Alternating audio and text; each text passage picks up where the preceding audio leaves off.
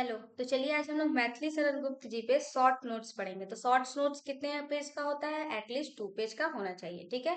तो short notes में आप लोग लिखते क्या है? तो शॉर्ट नोट में आपको लिखना पड़ेगा कि हाँ, मैथिली शरण जो गुप्त है उनका जन्म कहाँ हुआ था, कब हुआ था, वो कैसे कवि रहे हैं और उनकी कुछ रचनाओं के बारे में जानते हैं, ठीक है। और उनका साहित्यिक अवदान भी जानते हैं और वो किस काल के हैं ये भी हम लोग जानेंगे। तो चलिए आज हम लोग मैथिली शरण गुप्त जी के बारे में जानते हैं। मैथिली शरण गुप्त द्विवेदी युग के महत्वपूर्ण कवि। मैथिली शरण गुप्त को हिंदी साहित्य के प्रतिनिधि एवं राष्ट्र कवि के रूप में माना जाता है, ठीक है।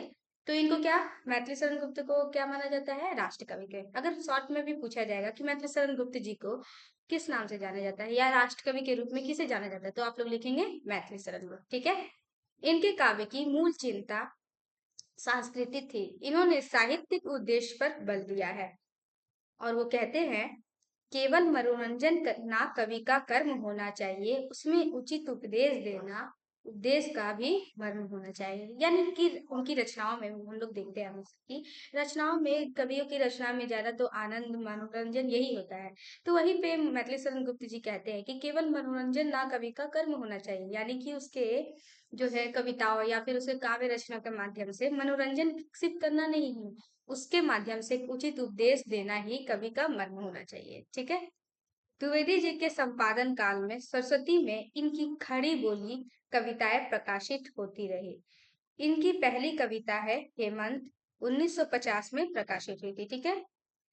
और 1909 ईस्वी में रंग में भंग लघुखंड काव्य प्रकाशित हुआ था, ठीक है।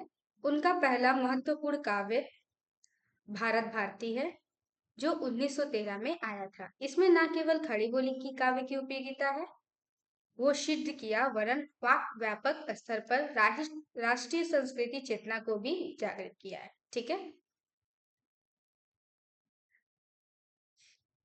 रंग में भंग, जयद्रथ वध, प्लासी का युद्ध, गुरुकुल, किसान, पंचवती, साकेत, यशोधरा आदि उनके प्रबंध का, जिनमें साकेत व यशोधरा इनकी प्रमुख रचनाएं रही, ठीक है।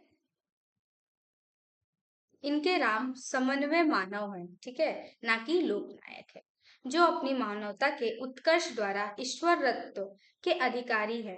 कैकेयी के प्रति उन्होंने संवेदनशीलता से काम लाए हैं।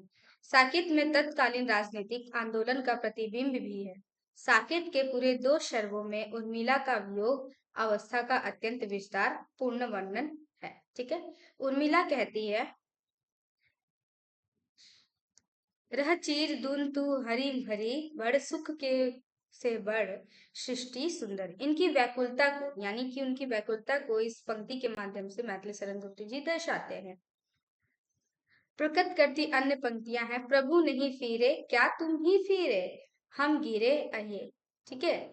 प्रभु तुम नहीं फिरे, हम तुम ही फिरे, क्या तुम ही फिरे। वो कहती हैं कि प्रभु तुम ही फिरे, फिर वो बोलती हैं नहीं, क्या हम इसलिए फिर गए हैं, यानी हम आपसे दूर हो गए हैं। हम गिरे अहे, यानी हम जो आपसे दूर हुए हैं तो हम इसी वजह से क्या है, गिर गए। यशोधरा में भगवान बुद्ध से संबंध वाले पात्रों के भावों की सुंदर अभिव्यक्ति हुई है, ठीक है। यशोधरा कहती है, सखी वे मुझसे कहकर जाते, कह तो क्या ही, वे मुझको अपनी पथ बाधा ही पाते। और वो कहती है, मतलब यशोधरा जो है वो गौतम बुद्ध की पत्नी है, ठीक है। तो गौतम बुद्ध जो है वो बिना बताए गृहस्थ जीवन को त्याग कर चले जाते हैं। तो उस समय यशोधरा कहती है कि सखी वो मुझसे कहकर जाते, कह तो क्या, मैं मुझसे अपने पद की, अगर वो मुझसे कह के जाते तो क्या मैं उनके पद की बाधा बन जाती? शायद मैं बन ही जाती, क्योंकि अगर वो कह के जाते तो मैं उन्हें जाने नहीं देती। द्विवेदी योगिन खड़ी बोली की सफाई उनके विभिन्न प्रबंध काव्यों में दृष्टिगोचर होती है। उनके उपरांत छायावाद की रहस्यवादी कविताओं का प्रमुख इनके काव्य रहस्यवादी रचनाओं में मिलता है, ठीक है।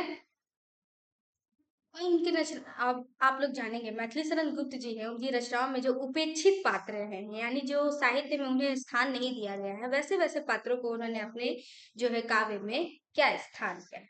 तो समाज की उपेक्षिता नारियों जैसे उर्मिला, विष्णुप्रिया, यशोधरा की ओर से गुप्त जी पुरुष वर्ग से सहानुभूति की भीख नहीं मांगते, वरन पुरुष को करने वाली करुणा की सृष्टि करते हैं। यानी वो पुरुष के लिए सहानुभूति के रूप में, यानी कि जैसे यशोधरा में है, गौतम बुद्ध चल जाते हैं तो फिर क्या बोलते हैं, उनको ये नहीं बोलते कि हाँ मेरा पति चल गया, क्या बोलते कुछ भी ऐसे करके कविताएं नहीं लिखते हैं। वो किस लिए लिखती हैं कि आप लोग अभी ये पंक्ति देखे ही थे, मैं यहाँ पर अभी पढ़ाई हूँ कि सखी वे मुझसे कह कर जाते, कह तो क्या वे मुझको अपनी पथ बाधा ही बनाते। ठीक है, तो मतलब इसमें क्या है, इसमें आप लोग को स्पष्ट दिख रहा है कि क्या बोलते हैं, वो अपने आप को पथ बाधा के रूप में उनको दर्शा रही कि अगर मैं, मुझे पता होता कि वो आज जाने वाले हैं तो मैं उन्हें रोकती और वो मैं पथ की बाधा बनती। इसीलिए वो क्या, उनके इसलिए मैथिली शरण गुप्त जी के लिए जो है वो उपेक्षित के रूप में है, इसलिए उन्हें अपने काव्य में ठीक है। हिंदी क्षेत्र में जातीय गौरव को जागृत करने में इनका योगदान स्मरणीय है। ठीक है, गुप्त जी ने भारतीय संस्कृति का मूलतः ब्रह्म तथा सतही रूप में ही प्रस्तुत किया है। कदाचित यह उनके युग की सीमा थी, क्योंकि वह समय खड़ी बोली का संस्कार करते हुए अपने पहाड़ की लंबी चली आ रही परंपरा को सुरक्षित करने रखना को था। ठीक है, तो आप लोग को मैथिली शरण गुप्त जी पे शॉर्ट नोट्स आएगा तो आप लोग इतना लिखेगा तो इतना ही आप लोग के लिए पर्याप्त है। ठीक है, तो मैथिली शरण गुप्त जी पे शॉर्ट नोट्स आए तो आप लोग ये जरूर लिखिएगा। ठीक है, तो आज के लिए इतना ही, अगले वीडियो में हम लोग मिलते हैं। Okay bye.